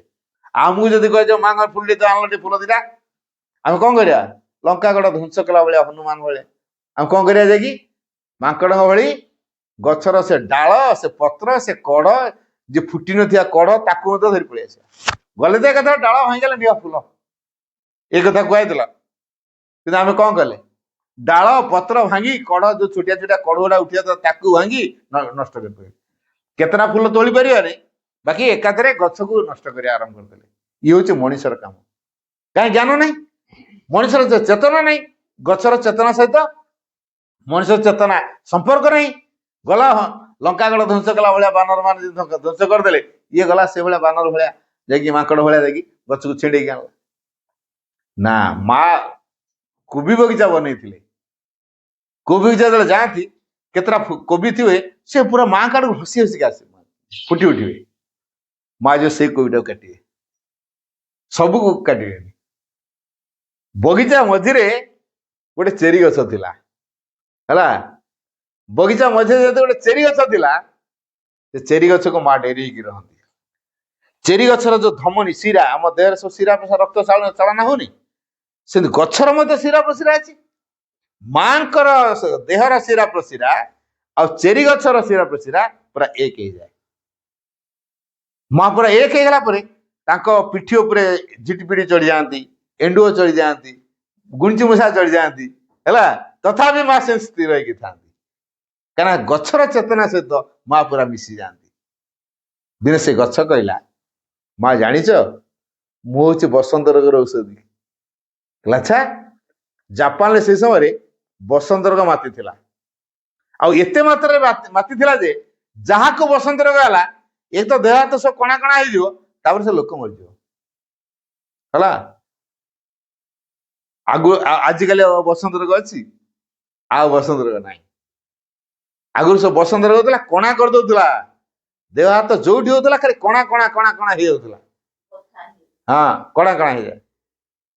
ତେଣୁ ମା ଯେତେବେଳେ ଚେରି ଗଛ ପାଖରୁ ଏଇ କଥା ଶୁଣିଲେ ଯେ ମୁଁ ହଉଛି ବସନ୍ତ ରୋଗର ଔଷଧି, ମା ସେଠୁ ସେ ଚେରି ଗଛର ଛେଲିକୁ ନେଲେ, ତାର ଫୁଲକୁ ନେଲେ, ତା ଫଳକୁ ନେଲେ, ଏମିତି ନେଇକି ତାର କିଛି ଗଛର ଅଂଶକୁ ନେଇ ମା ବଟିକା ବାହାର କଲେ। ସେ ବଟିକାକୁ ଯିଏ ଖାଇଲା ତାର ବସନ୍ତ ରୋଗ ହେଲାନି। ନ ହେଇଥିବା ଲୋକ ଖାଇଲେ ବି ତାକୁ ବସନ୍ତ ରୋଗ ଧଇଲାନି। ତେଣୁ ବସନ୍ତ ରୋଗ ଉପରେ ମା ପୁରା ବିଜୟ ଆଣିଗଲେ। ତାପରେ ଆଜି ପର୍ଯ୍ୟନ୍ତ ଦେଖନ୍ତୁ ବସନ୍ତ ରୋଗ ନାହିଁ ହେଲା। ହାଡ଼ ଫୁଟି ଗୁଡାକ ହଉଛି, ପାଣି ବସନ୍ତ ଏଟା ରିକଭର ହଉଛି। ବସନ୍ତ ଯୋଉଟା ପ୍ରକୃତରେ ଏଟା ଦେହକୁ ପୁରା କଣା କରିଦିଏ, ବୁଝିହଉଛି। ତାହେଲେ ଏଇ ଯୋଉ ମା ବସନ୍ତ ରୋଗର ଔଷଧ ଆବିଷ୍କାର କଲେ, କିଏ କହିଥିଲା ତାକୁ? ଚେରି ଗଛ ନିଜେ କହିଥିଲା। ଚେରି ଗଛ କେମିତି କହିଲା? ମା ଚେରି ଗଛ ସହିତ ପୁରା ଏକାକାର ହଉଥିଲେ। ଆଶ୍ରମ ଯେତେବେଳେ ଅରବିଲ ତିଆରି ହବ ଯୋଉ ଜାଗାରେ, ଆଶ୍ରମଠୁ 12 କିଲୋମିଟର ଦୂରରେ ଅରବିଲଟା, ଯୋଉ ଜାଗାରେ ମାତୃ ମନ୍ଦିରଟା ତିଆରି କରିବେ ସେଇ ଜାଗାରେ ଗୋଟେ ଗଛଟେ ଅଛି, ବର ଗଛଟେ ଅଛି ହେଲା। ଆଉ ଯେହେତୁ ଗୋଟେ ବିରାଟ ପ୍ଲାନ ରେ ଏଇଟା ଅରବିଲ ମାତୃ ମନ୍ଦିର ତିଆରି ହଉଛି, କଣ କରିବେ? ଗଛଟା ରଖିବେ ନା ନଷ୍ଟ କରିବେ? ସେ କହିଲା, ମା ମୁଁ ତମ ପାଖରେ ରହିବାକୁ ଚାହେଁ, ମତେ ନଷ୍ଟ କରନି, ମୁଁ ତମ ପାଖରେ ରହିବାକୁ ଚାହେଁ। ମା ସେଠୁ ଉଠେଇକି ଆଣିଲେ, ଆଉ ଗୋଟେ ଜାଗାରେ ତା ରଖିଲେ ହେଲା। ତାକୁ କେହି କଟାକଟି କଲେନି, ଯତ୍ନ ନେଲେ, ତାର ମାତୃମନ୍ଦିର ହେଲା। ଏବେ ମାତୃମନ୍ଦିର ଅରବିଲକୁ ଯୋଉମାନେ ଯିଏ ଦେଖେ, ତା ପାଖରେ ଗୋଟେ ବିରାଟ ଗଛ, ବଡ ବର ଗଛଟେ ଅଛି। ସେ ଓହଳ ସବୁ ମାତିଗଲାଣି ହେଲା। ସେ ଗଛ ମାଙ୍କୁ ଆଶୀର୍ବାଦ କରୁଛି, ପ୍ରାର୍ଥନା କରୁଛି। ଗଛ ମଧ୍ୟ ମାଙ୍କୁ ପ୍ରାର୍ଥନା କରେ, କେବେ ଅନୁମାନ କରି ହଉଛି? ତେଣୁ ମା ଇଏ ଏମିତିକା ମା, ଗଛର କଥା ହିଁ ବୁଝନ୍ତି। କାରଣ ଗଛକୁ ସିଏ ସୃଷ୍ଟି କରିଛନ୍ତି ନା ଆଉ କିଏ ସୃଷ୍ଟି କରିଛି? ପାଣି ପବନକୁ କିଏ ତିଆରି କରିଛି? ମାଟିକୁ କିଏ ତିଆରି କରିଛି? ଆକାଶକୁ କିଏ ତିଆରି କରିଛି? ଏଇ ଯେ ଆକାଶରେ ସୂର୍ଯ୍ୟ, ତାରା, ଗ୍ରହ, ନକ୍ଷତ୍ର ଏମାନଙ୍କୁ ଦେଖୁଛୁ, ଆଙ୍କୁ କିଏ ତିଆରି କରିଛି? ପବନକୁ କିଏ ତିଆରି କରିଛି? ଗଛଲତାକୁ କିଏ ତିଆରି କରିଛି? ପଶୁପକ୍ଷୀ ମାନଙ୍କୁ କିଏ ତିଆରି କରିଛି? କୀଟପତଙ୍ଗ ମାନଙ୍କୁ କିଏ ତିଆରି କରିଛି? ଏଇ ମା ହିଁ କରିଛନ୍ତି। ଯୋଉ ମା ସମସ୍ତଙ୍କର ମା, ଯେତେବେଳେ ଆମେ ସେଇ ମାଙ୍କୁ ଗ୍ରହଣ କରିବା, ଆମ ଭିତରେ ପରିବର୍ତ୍ତନ ହବାଟା ନିଶ୍ଚିତ ହେଇଯିବ। ଏଇ ମା ଏବେ କୃପା କରିକି ଆସିଲେ। କଣ ପାଇଁ ଆସିଲେ? ଦେଖିଲେ ସିଏ ଯୋଉଠି ଯାହାକୁ ସୃଷ୍ଟି କଲେ, ଯୋଉ ଉଦ୍ଦେଶ୍ୟରେ ସୃଷ୍ଟି କଲେ, ସେ ଉଦ୍ଦେଶ୍ୟଟା କାର୍ଯ୍ୟକାରୀ ହେଇପାରୁନି। କାରଣ ତା ଭିତରେ ଯଦିଓ ସମ୍ଭାବନା ଅଛି, ଫୁଟୁନି। ମଞ୍ଜି ଭିତରେ ଗଛ ହବାର ସମ୍ଭାବନା ଅଛି ନା ନାହିଁ? ମଞ୍ଜିଟା ଭିତରେ ଗଛଟା ହବ ନା ନାହିଁ? କିନ୍ତୁ ସବୁ ମଞ୍ଜି କଣ ଗଛ ହଉଛି? ଅନେକ ନଷ୍ଟ ହେଇଯାଉଛି। ଧାନ ଆମେ ବିଲରେ ବୁଣି ଦେଇ ଆସୁଛେ, ସବୁ ଧାନରୁ କଣ ଗଛ ବାହାରୁଛି? କେତେକ ଅଗାଡି ହେଇଯାଉଛି, ହଉନି। ତେଣୁ ମଞ୍ଜି ଭିତରେ ଯେମିତି ଗଛ ହବାର ସମ୍ଭାବନା ଅଛି, ଠିକ ସେ ଆମ ଭିତରେ ଭଗବାନ ହବାର ସମ୍ଭାବନା ଅଛି, ବୁଝିଗଲା। ତେଣୁ ଏଇ ମା ଆସିଛନ୍ତି ଏ ଆମ ଭିତରେ ଥିବା ଭଗବାନ ହବାର ଯୋଉ ସମ୍ଭାବନାକୁ ପ୍ରକାଶ କରିବା ପାଇଁ। ତେଣୁ ଆମନି ମାନଙ୍କ ସ୍ତରକୁ ସିନା ଆସିଲେ ମଣିଷ ମାନିବ, ସେ ତ ଅଲଗା କିଛି ହେଇକି ଆସିବ, ଏ ମଣିଷ କାହିଁକି ମାନିବ? ତେଣୁ ମାଙ୍କୁ ମାନବ ରୂପ ନେଇକି ଆସିବାକୁ ପଡିଲା। ମା ମଣିଷ ହେଲେ, ମଣିଷ ପରି ଜୀବନ ଯାପନ କଲେ, ଏବଂ ମଣିଷ ଯୋଉ ପ୍ରକାର କାର୍ଯ୍ୟ କରେ ମା ମଧ୍ୟ ସେଇ ପ୍ରକାର କାର୍ଯ୍ୟ କଲେ। ତାପରେ ଏ ମଣିଷ ମାନଙ୍କୁ ଶିକ୍ଷା ଦେବେ ଯେ ତମେ ମାଙ୍କୁ ଯେ ଡାକ, ଭିତରେ ଥିବା ମାଙ୍କୁ ଡାକ, ତାହେଲେ ତମ ବଦଳାଟା ହେଇଯିବ। ତେଣୁ କେମିତି ଡାକିବା ମା ବତେଇ ଦେଲେ ଆସିକି। ତମେ କେମିତି ସାଧନା କରିବ ବତେଇ ଦେଲେ ଆସିକି। ଏଥିପାଇଁ ଗେରୁଆ ବସ୍ତ୍ର ଦରକାର ନାହିଁ, ହଳଦିଆ ଦରକାର ନାହିଁ, କି ଧଳା ଦରକାର ନାହିଁ, ଚିତା ଚୈତନ ମାରିବା ଦରକାର ନାହିଁ, କି ରୁଦ୍ରାକ୍ଷ ମାଳ ଗଢିବା ଦରକାର ନାହିଁ, କି ଘର ସଂସାର ଛାଡିକି ପଳେଇବାକୁ ବଣ ଜଙ୍ଗଲ ଯାଇକି ଆଶ୍ରମ କରିବା ଦରକାର ନାହିଁ। ଏଇ ଘର ଭିତରେ ଥାଇକି ତମେ ସାଧନା କରିବ, ଭଗବାନ ଡାକିବ। କାରଣ ତମମାନଙ୍କୁ ସେଇଥିପାଇଁ ସୃଷ୍ଟି କରାଯାଇଛି। ଆଉ ମଣିଷ ମାନଙ୍କୁ କଣ ପାଇଁ ତିଆରି କରାଯାଇଛି? ମଣିଷ ମାନଙ୍କୁ ତିଆରି କରାଯାଇଛି ଯେ ଆମେ ଭଗବାନଙ୍କୁ ସଂସାରରେ ଖୋଜିବା। ଯିଏ ଭଗବାନଙ୍କୁ ଖୋଜିଲା ତା ପାଇଁ ସୁଖ ବାଟ ବାଟ ଚାଲିବ। आपण मैंने आसिले सांगरे छाईटा को आनी ना नहीं आपण छाई पड़ता कि नहीं आम चलला बेले छाई पड़ू तो कि पार कि कुनी किए जो डाकिले आपण तो छाई की तो डाक न छाई के धरिक आइले छाई की छाड़ी आसपारे आसपारे तेना आपण जुआड़े जी छाई छाड़ी जबार नहीं ठीक से भाया आपण भगवान को सेवा कर चलतु तापर सुख आपे आपे आपे आपे आपे आपे डाक पड़ो ये मैंने भोजी व्यवस्था करी मटन फटन कराला गाँ लोक दि जाए साई पड़िशा घर घर का जाए सब डका आस कुकुर डकाओ डकाओ कुकुर आसो ना ना केत आस भोजी आरंभ भोजी किए आरंभ हो तो कुकुर आसी पहुंच जाए जीव के खली पड़ सारी ता परदिन पर्यटन से खली जगह लड़ी लगुए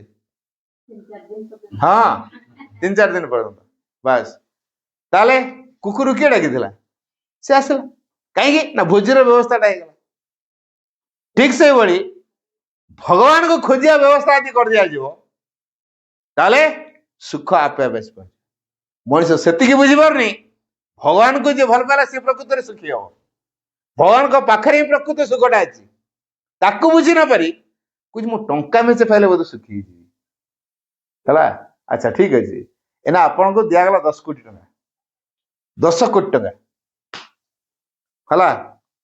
है चोर भय रहा ना नहीं कहते एना आप निश्चिंत जो से शोई पड़े है 10 कोटी टंका आपन घरे अच्छी निश्चिंत शोईजे हाँ शोई हम शोई हेनी खाई हम काले किए निशा फिशा देकी मो खाइबार विष मिसई देकी नहीं ना जीव कि खाऊथुआ डर डरिका हैं घर छाड़ी की कुआडे बाहर को जाई होनी गाधे जीवा छक छक तो पोखरी टे गाधे जा सेति छक छक घरे किए पशि नथियो तो हैं छक छक बुझी ताले 10 कोटी टका आपन को सुख देला अपन निद हजे देला अपन खाइबा बंद कर देला ठीक रे चलो एकुटिया कुआडे जाई पारले नहीं निरापद अनुभव कर पारे नहीं सुखी केमी देले सुखी केमी देले अच्छा 10 कोटी टंका अच्छे माने रोग हम ना नहीं रोगटा आगे हो कहीं जानते चिंता करके बीपी बढ़ जाइए टेंशन ले है केमी रखी कौट रखी कौन करी बुझी मुझे 7 घटना कह शुणु मो मालकानगिरी जिला सब जाए कोरापुट मालकानगिरी ये सब अंचल जाए गले से पार्चर करू बुली बुलिका सका गोटे गाड़ी धरू सारे खाଇବା नहीं जीवु तापरे बुलू ये जो खाଇବା धरिकी बुलू दी चाखण पार्चर करदे गछ मूलिया बस पिकनिक भाया कर खाऊ पुणी जो पार्चर करू आसू जड़े भाई मो सहित सब जाते मुझे भाई तुम घरे पार्चर करवा कहला भाई मु आपण आते बाटू 1000 किलोमीटर दूर आसुँच कौन जाननी मो घरे पार्चर करवा कथा कि मु घरे कर कारण मो घर बहुत असुविधा कंजस्टेड गोटे रूम रे आम सब छुआ पिला रोज गोटे रूम रे भाई मैंने सब एकाठी अच्छु छुटिया घर समस्त गोटे गोटे रूम भाग पड़ी से गोटे रूम भीतर आम से सब गोटे बसिया को जगह इवन चेयर खड़े पकड़ मोर जगह नहीं केमी आपको डाकी नहीं बसई कोई पार्चर करी से भल लगुनि देख पार्चर काम कर देख माँ तुम व्यवस्था करेंगे तुम घर बदली जीव जाओ मुझे थर जाए से मो सहित बुले पाठ जगह बुले माँ कृपा कले से टाउन बाहर खंडे जगह किणले आ बढ़िया घरटे भी कले है बढ़िया घरटे कले आ बर्तमान निश्चिंत से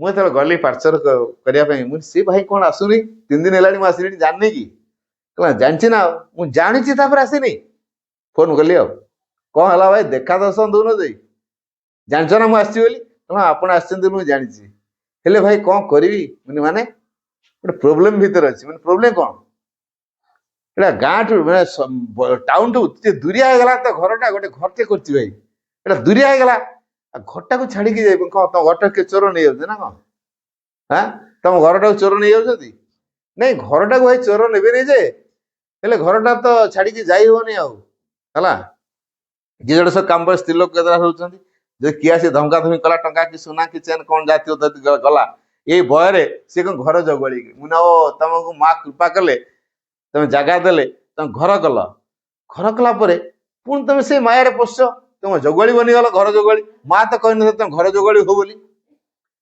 ତେଣୁ ମା ତ କହିନଥିଲେ ଘର ଜଗୁଆଳି ହବ ବୋଲି କିନ୍ତୁ ତମେ କାହିଁକି ଘର ଜଗୁଆଳି ବନିଲ ଦେଖନ୍ତୁ ମାନେ ମା ସେ ଘର ତାର ଦରକାର ଥିଲା ମା ଜାଗା କରି ଘର ଦେଲେ ନା ନାହିଁ ତାପରେ ଘରେ ରହିବା ପାଇଁ କହିଛନ୍ତି କି ତମେ ଘର ଜଗୁଆଳି ବନିଲ ପୁଣି ସେ ପାର୍ଶ୍ଵରେ କର ଦେଖ ତମ ଘର ସୁରକ୍ଷିତ ହେଇଯିବ ସେ ମା ତମ ଘର ସୁରକ୍ଷା ଦେବେନି ଘରଟା କଣ ଟେକି ନେଇକି ପଳେଇବ ଯୋଉମାନେ ରହିବେ ସ୍ତ୍ରୀ ଲୋକ ସେ ଭିତରେ କବାଟ ଦେଇ କଣ ବସି ପାରିବେନି ଆଉ ଟାଉନ ବାହାରେ ହେଲା ବୋଲି ଏକୁଟିଆ ଘରଟା ହେଲା ବୋଲି ତାଙ୍କ ମୁଁ ଘର ଜଗୁଆଳି ତାହେଲେ ତ କୁଆଡେ ତମେ ଯାଇପାରିବନି କାମ ଧନ୍ଦା କିଛି କରିପାରିବନି ଘର ଜଗୁଆଳି ଆଉ କାମ କଣ କରିବ ହଁ ତେଣୁ ଅନୁଭବ କରିବା ମା ଏମିତି କରନ୍ତି ବୁଝିଛି ଏ ମାଙ୍କୁ ଯିଏ ଡାକେ ତା ପାଇଁ ଯାହା ଆବଶ୍ୟକ ମା ଦିଅନ୍ତି ଯାହା ଆବଶ୍ୟକ ମାଗିବା ଦରକାର ନାହିଁ ଯାହା ଆବଶ୍ୟକ ନିଶ୍ଚିତ ମିଳିବ ମାଙ୍କ ପାଖରେ କହିକି ଦେଖନ୍ତୁ ମା ମୋର ଏଇଆ ଦରକାର ଅଛି ଅନୁଭବ କରୁଛି ମୋର ଏଇଟା ଦରକାର ବୋଲି ମାଙ୍କୁ କହିଲା ପରେ ମା ଏଠି ଚିନ୍ତା କରି ଏଇଟା ପ୍ରକୃତିରେ ତାର ଆବଶ୍ୟକ ନା ନାହିଁ ଯଦି ପ୍ରକୃତିରେ ଆବଶ୍ୟକ ତାହେଲେ ମା ଦେଇଦେବେ ଯଦି ପ୍ରକୃତିରେ ଆବଶ୍ୟକ ନୁହେଁ ଅସୁବିଧାର କାରଣ ଦେବେନି ଛୋଟିଆ ଛୁଆ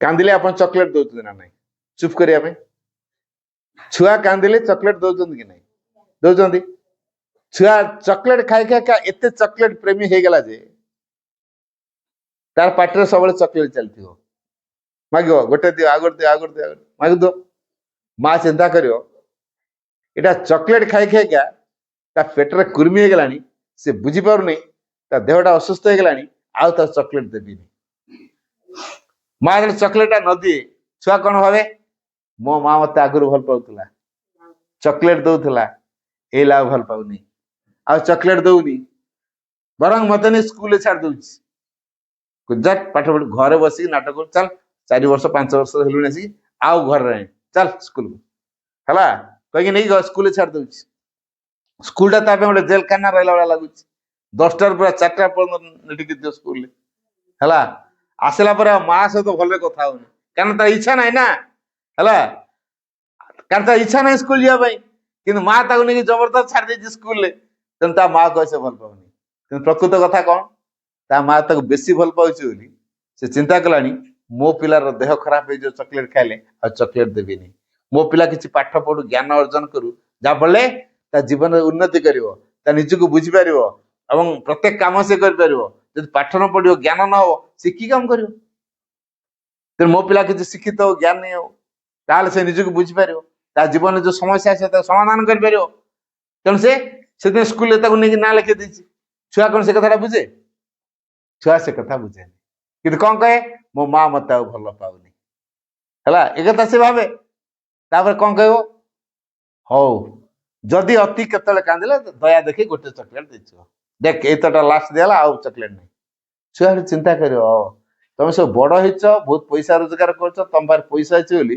ଆମକୁ ଦୟା ଦେଖେଇ ଗୋଟେ ଗୋଟେ ଚକୋଲେଟ ଦଉଛ ଠିକ ଅଛି ମୁଁ ଟିକେ ତମ ଭଳିଆ ବଡ ହେଇଯାଏ ବହୁତ ପଇସା ତମଠୁ ରୋଜଗାର କରିବି ତମ ଆଗରେ ଯଦି ମୁଁ ଡବା ଚକୋଲେଟ କିଣିକି ନ ଖାଇ ମତେ କହିବ ଆଚ୍ଛା ଏଇ ଲାଗେ ଆମ ଭଳିଆ ଅବସ୍ଥାକୁ ଆମେ ନା ମା ଆଗରେ ଡବା ଚକୋଲେଟ କିଣି ଖାଉଛେ କହନ୍ତୁ ନା ଦେଖିଆ ଆମେ ନା କେବେ ଚକୋଲେଟ କିଣିକି ଆମ ମା ଆଗରେ ଖାଉଛେ କି ଛୁଆ ହେଇଥିଲା ବେଳେ ଖାଉଥିଲେ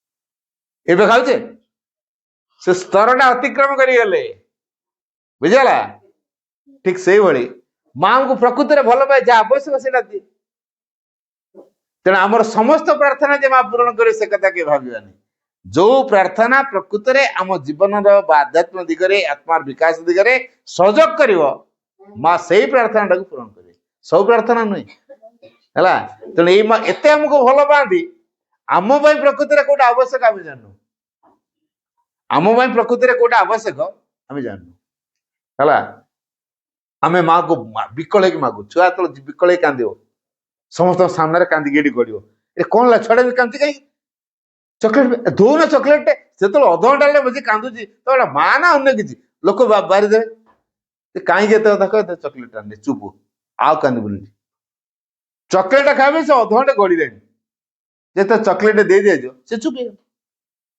ତ ଚକୋଲେଟ ଖାଇବା ପାଇଁ ଛୁଆ ଅଧଘଣ୍ଟେ ଗଡୁଛି।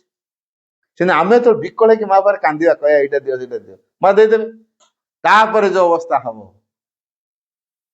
ଅସୁବିଧାର କାରଣ ଚକୋଲେଟ ଖାଇଲି, ମୋର କୁର୍ମି ହେଇଗଲା, ଦେହ ବିଗିଡି ଗଲା, ଡାକ୍ତରଖାନା ନିଆଗଲା, ମେଡିକାଲରେ ଡକ୍ଟର କହିଲେ ସାଲାଇନ ଲଗାଅ, ଆଡମିସନ କର। ସାଲାଇନ କେଞ୍ଚା ଖାଇଲା, ସାଲାଇନ ଚାଲିଲା, କଷ୍ଟଟା କିଏ ପାଇଲା?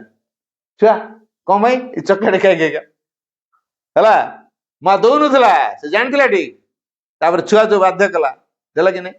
ଆମେ ଠିକ ସେଇଭଳିଆ ମାକୁ ବିକଳେଇକି ମାଗୁଛୁ ମାଗୁଛୁ ମାଗୁଛୁ, ଦଉନାହାନ୍ତି। ତାପରେ କଣ କହୁଛୁ? ଏ ଭଗବାନ ଠିକ ନାହାନ୍ତି, ଇଏ ଭଗବାନ ଶୁଣୁନାହାନ୍ତି। ବରଂ ତାରିଣୀ ପାଖ ନଡିଆଟେ ପଠେଇଥିଲେ ହେଇଥାନ୍ତା, କାରଣ ସେ ଠାକୁରାଣୀ ଶାଳରେ ଗୋଟେ ମାନସିକ କଣ ରଖିଦେଇଥିଲେ ହେଇଥାନ୍ତା। କି ଶିବ ମନ୍ଦିରରେ ମହାଦେବଙ୍କ ପାଖରେ 108 ବେଲପତ୍ର ଚଢେଇଥିଲେ, କି ରୁଦ୍ରାଭିଷେକ ଗୋଟେ କରିଦେଇଥିଲେ, ମୋ ରିଷ୍ଟ ଖଣ୍ଡ ନେଇଥାନ୍ତା। ଏ ମାକୁ ଡାକି ପାର୍ସଲ କରି କିଛି ଫାଇଦା ହେଲାନି। ଆମେ ଏଇଟା କହୁଛୁ, ମା ଶୁଣୁନାହାନ୍ତି, ମା ମୋ ପ୍ରାର୍ଥନା ଶୁଣୁନାହାନ୍ତି, ମୋ ପାଇଁ କିଛି କରୁନାହାନ୍ତି। ବିକଳ ହେଇକି ଆମେ ପ୍ରାର୍ଥନା କରି କହିଲେ, ଦେଲେନି। ତାର ଅତି ବିକଳ ମା, ଛୁଆ ତ ଜୋରରେ କାନ୍ଦିବ, ବାଧ୍ୟ ହବ ନା ନାଇଁ? ତେଣୁ ଆମେ ତ ବିକଳ ହେଇକି କହିଦେବା, ମା ଦେଇଦେବେ। ତାପରେ ଯୋଉ ଅସୁବିଧାଟା ହବ, ମା କଣ ଏମିତି ଦେଲ, ମୁଁ କଣ ଏଇଆ କହିଥିଲି? ମୋର ଯୋଉ ଅସୁବିଧା ଦେଲା ଦାୟୀ କିଏ? ମୁଁ ସିନା ମୂର୍ଖାମୀ ଢଙ୍ଗରେ ମାଗିଥିଲି, ମା ଏଇଟା କର ସେଇଟା କର। ମା ମୋ ଭଳିଆ ତମେ ବି କଣ ମୂର୍ଖ ହେଇଗଲ କି? ମୋ ପାଇଁ କୋଉଟା ଠିକ ତମେ ଏଇଟା କଲନି? ମୁଁ ଭୁଲ ବଶତଃ ମାଗିଥିଲି ଭୁଲଟା, ତମେ ଭୁଲଟା ଦେଇ ଦଉଛ। ମୁଁ ସତ ଘଟଣା ଗୋଟେ କହୁଛି ହେଲା। ଜଣଙ୍କର ଦୀର୍ଘ ବର୍ଷ ଧରି ଛୁଆ ପିଲା ହେଲେନି ହେଲା। ଦୀର୍ଘ ବର୍ଷ ଧରି ଛୁଆ ପିଲା ହେଲେନି। ସେ ବହୁତ ମନ୍ଦିର ଦିଅ ଦେବତା, ସେ ଯୋଉ ଜ୍ୟୋତିଷ ଫତିଷ ଡାକି ଡୁକାକି ପୂଜା ପୂଜି କରି ଯେତେ ଯାହା କଲେ, ଛୁଆ ପିଲା ତ ହେଲାନି ହେଲା। ତାପରେ ଯାହା ହଉ ପଣ୍ଡିଚେରୀ ଗଲେ, କୌଣସି ପ୍ରକାରେ ତାଙ୍କ 17 ବର୍ଷ ପରେ ଭଗବାନଙ୍କର ଟିକେ ଆଶୀର୍ବାଦ ହେଲା, ବିକଳେଇକି ମାଗିଲେ, ଛୁଆଟିଏ ଦେଲେ। ଯଦି ଦେଲେ, ଜନ୍ମ ହେଲା ପରେ ଛୁଆ ଯୋଉ ରେଟରେ ଉତ୍ପାତ କଲା, ଆଜି 1,70,000 ଟଙ୍କାର ମୋବାଇଲ ଦରକାର, ଆସିବ ଆଜି, ନହେଲେ ଘର ସବୁ ଭାଙ୍ଗିବ, ବାପା ତଣ୍ଡି ଚିପା ହବ, ମା ତଣ୍ଡି ଚିପା ହବ। ଉତ୍ପାତ। ଆଜି ମୁଁ ସ୍କୁଲ ଯିବି ନାହିଁ, ସଇଲା। କଲେଜରେ ମୁଁ ଯିବି ନାହିଁ, ଆଜି ମୋର ଗାଡି ଦରକାର, ଗାଡି ଆସିବ। ଆଜି 4 ହ୍ୱିଲର ଦରକାର, ଏ 4 ହ୍ୱିଲର ଆସିଛି। ଏ ମଗା ହେଲା 4 ହ୍ୱିଲର ଦରକାର, ଆଜି 18 ଲକ୍ଷ ଦେଇ ଗୋଟେ ଗାଡି ଅଣା ହେଇଛି, ବୁଝିଗଲା। ଯାହା ମାଗୁଛି ଯେତେବେଳେ ତାକୁ ଦିଆ ହେଲା। ଆଚ୍ଛା, ବାପା ମା ଚିନ୍ତା କରୁଛନ୍ତି, ଭଗବାନ ନ ଦେଇଥିଲା ଠିକ ଥିଲା, କାହିଁକି ଏମିତିଆ ପିଲାଟେ ଦେଲା ହେଲା। 17 ବର୍ଷ ବାହାଘର ହେଲା ପରେ ଛୁଆ ପିଲା ନଥିଲା ହେଲା। ତାପରେ ଏମିତିଆ ଗୋଟେ ପିଲା ଦେଲେ, ଯେତେବେଳେ ଯୋଉ କଥା ଚାହିଁଲା ସେ ସେଟା ନେଲା ହେଲା। ଯେତେବେଳେ ଯୋଉ କଥା ଚାହିଁଲା, ବା କହୁଛି ଏବେ ରିସେଣ୍ଟଲି 18 ଲକ୍ଷ ଦେଇ କାରଟେ କିଣା ହେଇଛି, ବୁଝିଗଲା। 18 ଲକ୍ଷ କାର କିଣା ହେଇଛି, 1,70,000 ମୋବାଇଲ ଧରା ହବ। ଆଉ ଏଇ ଯୋଉ ଚାର୍ଜର ସ୍କୁଟି 6-7ଟା ଖଣ୍ଡେ ଭାଙ୍ଗି ସାରିଲେଣି, ଗୋଟେ ଦିଟା ନୁହଁ, 6-7ଟା ହେଲା। 6-7ଟା ଖଣ୍ଡେ ସ୍କୁଟି ସେ ଭାଙ୍ଗି ଦେଇଛି। କାଚିଦବ ତ ସିଧା, ରାଗିଲା କାଚିଦବ ସିଧା, ଗଲା ଡ୍ୟାମେଜ। ପିଟିକି ଭାଙ୍ଗିଦବ, ଟିଭି ଭାଙ୍ଗିଦବ, କଣ କଣ ଘରେ କରିବ ଯେ ଏକଦମ ପୁରା ପ୍ରଳୟ। ଏଇ ଯୋଉ ପ୍ରଳୟ ଦେଖିଲେ କଣ ହେଲା ଏଥିରେ? ବାପା ମା ଯଦିଓ ତା ସାମ୍ନାରେ କହିପାରୁନାହାନ୍ତି, ଭିତରେ ଭିତରେ ଖାଲି କାନ୍ଦୁଛନ୍ତି। ବାପା ମାଙ୍କର ବିପି ବଢି ଯାଉଛି, ହାର୍ଟ ବଢି ଯାଉଛି ହେଲା। ଶେଷରେ କହିଲେ, ଭଗବାନ କାହିଁକି, ପିଲା ତ ଦେଇନଥିଲା, ଠିକ ଥିଲା, ଏମିତିଆ ପିଲାଟେ କାହିଁକି ଦେଲା? କାରଣ ତାଙ୍କ ପାଇଁ ଏଇଟା ଉଦ୍ଦିଷ୍ଟ ନଥିଲା, ମାଗିଛି ଦେଇଦେଲେ। ତେଣୁ କୋଉଟା ଠିକ, ମା ସେଇଟା ସବୁବେଳେ କରିବେ, ବୁଝିଗଲା। ଆମେ ଯୋଉଟା ମାଗୁଛେ, ଯଦି ଏଟା ପୂରଣ ହଉନି, ଜାଣିଥାନ୍ତୁ ସେଟା ଆମ ପାଇଁ କ୍ଷତିର କାରଣ। ତେଣୁ ମା ବିରାଟ କ୍ଷତିଟା ହବା ରକ୍ଷା କରିଦିଗଲା, ଗୋଟିଏ କଥା। ଏବଂ ଆମେ ଯୋଉ ବାରମ୍ବାର ମାଗୁଛେ, ଶେଷରେ କଣ ହଉଛି ନା ଆଉ ମାଗିବିନି। ମାଗିବାରେ ଯୋଉ ବାରମ୍ବାର ମାଗିଲା ପରେ ତ ମା ଦଉନନ୍ତି, ଖାଲିଟା ମାଗିକି କାହିଁ ଟେନସନ ନେବି, ମୁଁ ଇଚ୍ଛା ରଖିଲେ ସିନା ମୋର ଟେନସନ ଆସିବ। ମୁଁ ଇଚ୍ଛା ରଖିବିନି, ଯାହା ଦେବେ ଖୁସି ହେବି। ଏଇ ଯୋଉ ଯାହା ଦେବେ ଖୁସି ହେବି, ଏଇ ଭାବନା ହଉଛି ସାଧନାର ମାର୍ଗ। ଯାହା ଦେବେ ଖୁସି ହେବି। ତେଣୁ ମଣିଷ ଭିତରେ ଏମିତି ଅନେକ ପ୍ରକାର କାମନା ବାସନା ସବୁ ଥାଏ, ଯୋଉଟା କି ତା ଦୁଃଖର କାରଣ। ମା ସେ କାମନା ବାସନାକୁ ଦୂର କରିବା ପାଇଁ ନିଜେ ମା ହେଇକି ଆସିଛନ୍ତି। ଆମ ପ୍ରକୃତିରେ କୋଉଟା ଠିକ ସେଇଟା ଜଣେଇ ଦେବା ପାଇଁ ଏଇ ମା ଆସିଛନ୍ତି। ତେଣୁ ଯୋଉ ମା ଏତେ କୃପା କରୁଛନ୍ତି, ଆମ ପାଇଁ ପାଣି, ପବନ, ମାଟି, ଅଗ୍ନି, ଆକାଶ ସବୁ କଥା ତିଆରି କରିଛନ୍ତି। ଆମକୁ ମାରିବା ପାଇଁ ତିଆରି କରିନାହାନ୍ତି, ମଣିଷରୁ ଭଗବାନରେ ବନେଇବା ପାଇଁ ଆମକୁ ଏ ମା ସଂସାରକୁ ଆଣିଛନ୍ତି, ମାନବ ରୂପ ଦେଇଛନ୍ତି। ତେଣୁ ଏ ଘରେ ଯଦି ମାକୁ ମା ବୋଲି ଡକାଯାଏ, ମାଙ୍କ ଫଟୋଟିଏ ରଖାଯାଏ, ଫଟୋକୁ ଚାହିଁକି ମା ମା ବୋଲି ଯଦି ଖାଲି କୁହାଯାଏ, ଏତିକି। ଫୁଲ ଥାଉ ନଥାଉ, ଧୂପ ଥାଉ ନଥାଉ, ଗାଧୁଆ ହେଇଥାଉ ନଥାଉ, କିନ୍ତୁ ମାଙ୍କ ଫଟୋ ପାଖରେ ଛିଡା ହେଇ ଆଖି ଖୋଲିକି ଆଗ ମାଙ୍କ ଆଖି ଦେଖନ୍ତୁ, ତାପରେ ମାକୁ ମା ମା ମା ମା ମା ମା ବୋଲି କହନ୍ତୁ। ଘରର ଅସୁବିଧା କଥା ଜଣାନ୍ତୁ। ଘର ତାଙ୍କର, ଯେହେତୁ ତାଙ୍କର ଘର, ସିଏ ସଜାଡି ଦେବେ। ଏଇ ମାକୁ ଡାକିକି ଆମେ ବହୁତ କଥା ଲାଭ କରିପାରିବା, ଆମ ଜୀବନକୁ ବିକାଶ ଉନ୍ମୁଖୀ କରିପାରିବା। ଯଦି ଆମେ ସେତିକି କାମ କରିପାରୁନୁ, ତାହେଲେ ଆମେ ମାଙ୍କ ପାଇଁ ଯୋଗ୍ୟ ହେଇପାରିବାନି। ତେଣୁ ମାଙ୍କ ଧାରାରେ କେମିତି ଆମେ ଯୋଗ୍ୟ ହବା, ଏ ଅଞ୍ଚଳରେ କେମିତି ଗୋଟେ ମାଙ୍କର ଆଶ୍ରମଟିଏ ହବ, ସେଥିପାଇଁ ଏ ପାଠଚର ଆୟୋଜନ ସବୁ କରାହଉଛି। ଏଠି ଗୋଟେ ଆଶ୍ରମ ତିଆରି କରାହବ, ଏଇଭଳି ମାଙ୍କର ଗୋଟେ ସାଧନା କରାହବ, ମାଙ୍କ ଫଟୋ ରହିବ, ତାପରେ ସେଠି ସାଧନା ଏଇଭଳିଆ ବହିପତ୍ର ସବୁ ପଢାଯିବ, ଧ୍ୟାନ କରାଯିବ, ଜପ କରାଯିବ, ଏବଂ ସେଇ ଭାବକୁ ନେଇ ଆମ ଘର ପରିବାରରେ ଆମେ କାମ କରିବା। ଏଇଥିପାଇଁ ଏ ପାଠଚକ୍ର ଆୟୋଜନ ପ୍ରତି ମାସରେ ଥରେ ଥରେ ହଉଛି। ତେଣୁ ଆପଣମାନେ ଆସୁଛନ୍ତି, ବହୁତ ଖୁସିର କଥା। ତେଣୁ ଏଇ ମାଙ୍କୁ ଡାକିଲେ, ମାଙ୍କୁ ନିରବଚ୍ଛିନ୍ନ ଭାବରେ ମନେ ପକେଇଲେ, ମାଙ୍କ ସହିତ ସମ୍ପର୍କ ଯୋଡ଼ିଲେ, ମାଙ୍କ ଉପରେ ଭରସା ରଖିଲେ, ମାଙ୍କ ସାହାଯ୍ୟ ମାଗିଲେ, ଏଇ ମା ଆମ ପାଖେ ପାଖେ ରହିବେ। ସେଠି ଦୀକ୍ଷାର କୌଣସି ଆବଶ୍ୟକ ନାହିଁ, କୋଉ ଧର୍ମର ଏଠି ଆବଶ୍ୟକ ନାହିଁ। ତେଣୁ ଏଇ ଜାଗାରେ ମାଙ୍କର ଗୋଟେ ଆଶ୍ରମ ହବା ପାଇଁ ପ୍ରତି ମାସରେ ଥରେ ଥରେ ଏମିତି ଏକାଠି ହଉଛୁ, ଏଇଭଳି ଆଲୋଚନା କରାହଉଛି। ଏଠି କୋଉ ଦୀକ୍ଷାର କଥା ନାହିଁ। ଆମେ କଣ, ମୁଁ କଣ ଆପଣମାନେ କେବେ କହିଛି ଏଠି ଦୀକ୍ଷା ଦେବା କଥା? କେବେ ନାହିଁ। ତେଣୁ ଏଠି ଦୀକ୍ଷାର କଥା ନାହିଁ, ଇଏ ହଉଛି ଶିକ୍ଷାର କଥା। ଆମ ପରିବାରକୁ ଆମେ କେମିତି ସଜାଡି ପାରିବା, ପରିବାରକୁ ଆମେ କେମିତି ଭଗବତ ଭାବରେ ଗଢିପାରିବା, ଏବଂ ମାଙ୍କୁ କେମିତି ଆମେ ଜୀବନ ମୁଖ୍ୟ ହିସାବରେ ଗ୍ରହଣ କରିପାରିବା, ଏବଂ ମାଙ୍କ ଧାରାରେ ଆମେ କେମିତି ତିଆରି ହେଇପାରିବା, ଇ ସବୁର ରହସ୍ୟ ଏଇ ପାଠଚକ୍ର କରିବା ଦ୍ୱାରା ସମ୍ଭବ ହେଇପାରିବ। ତେଣୁ ଆପଣମାନେ ଆସି ଏଭଳି ଏକ ଦିବ୍ୟ କାର୍ଯ୍ୟ ସହଯୋଗ କରୁଛନ୍ତି। ତେଣୁ ମାଙ୍କ ପାଖରେ ଅଶେଷ କୃତଜ୍ଞତା। ସମସ୍ତଙ୍କୁ ଧନ୍ୟବାଦ। ଆଉ ଟିକେ ନୀରବ ରହିବା, ସାଇଲେନ୍ସ।